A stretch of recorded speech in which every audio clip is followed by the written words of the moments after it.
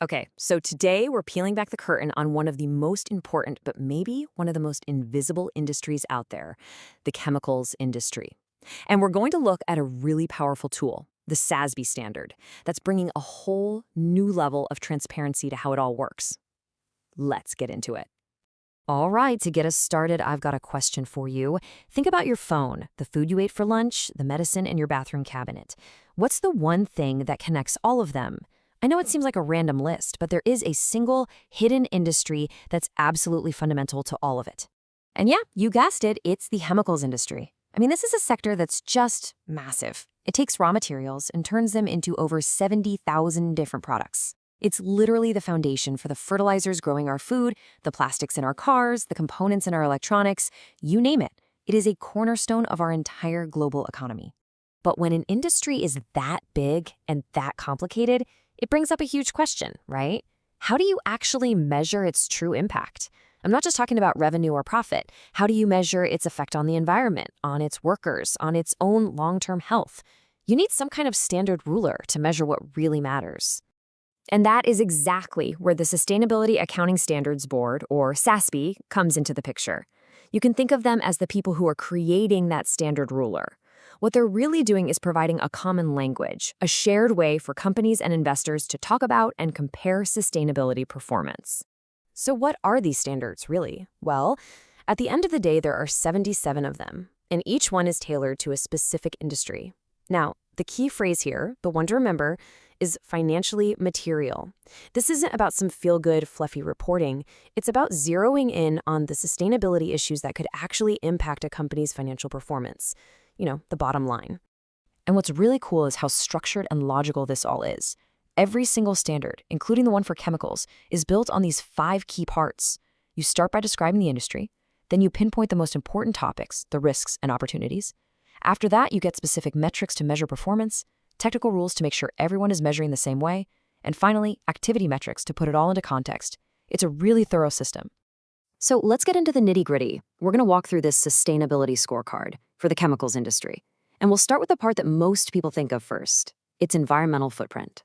So if you were to crack open the standard itself, this is what you'd see. SASB has identified these 5 big environmental topics as the ones that matter most for chemical companies. We're talking greenhouse gas emissions, air quality, how they manage energy and water, and, of course, what they do with hazardous waste. Let's just zoom in on one of these to see how deep this goes. We'll take water management. For a chemical company, water isn't just some minor utility. It's the lifeblood. They use it for everything, cooling down massive reactors, creating steam, processing chemicals. If their water supply gets disrupted, their whole operation is at risk. And here's the thing.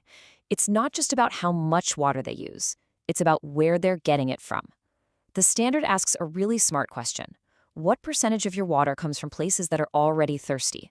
This idea of water stress is a direct line to understanding a company's operational risk. And this is what it looks like for an investor.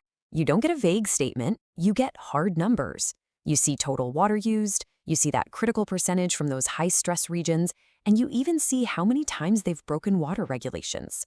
It turns a fuzzy concept into cold, hard, comparable data.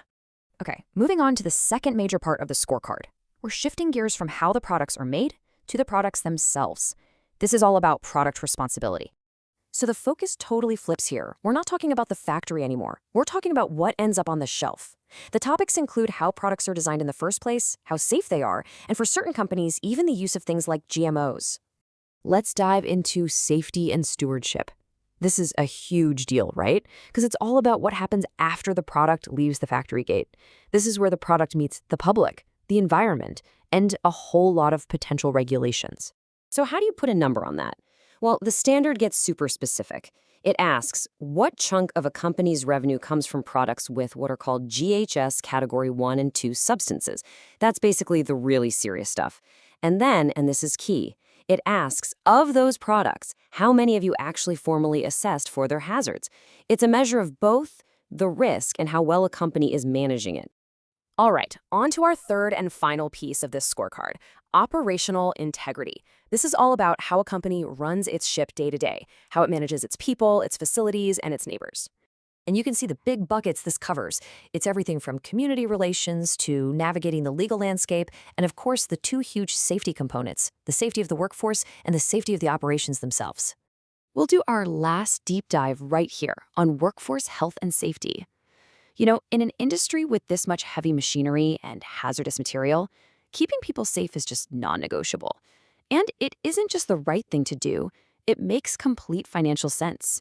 Fewer incidents mean lower costs and a more productive team. To track this, the standard uses a key metric called the Total Recordable Incident Rate, or TRIR for short. And again, the beauty is in the specifics. This isn't some vague safety score. It's a very clear definition that tracks any incident serious enough that someone has to take time off work or get medical care beyond a Band-Aid. Now, this is a really important detail, and it's a great example of how these standards close potential loopholes. They make companies report this safety data not just for their own employees, but for contractors working on their site too. It stops companies from just outsourcing risky work to make their own numbers look better. It gives you the full picture.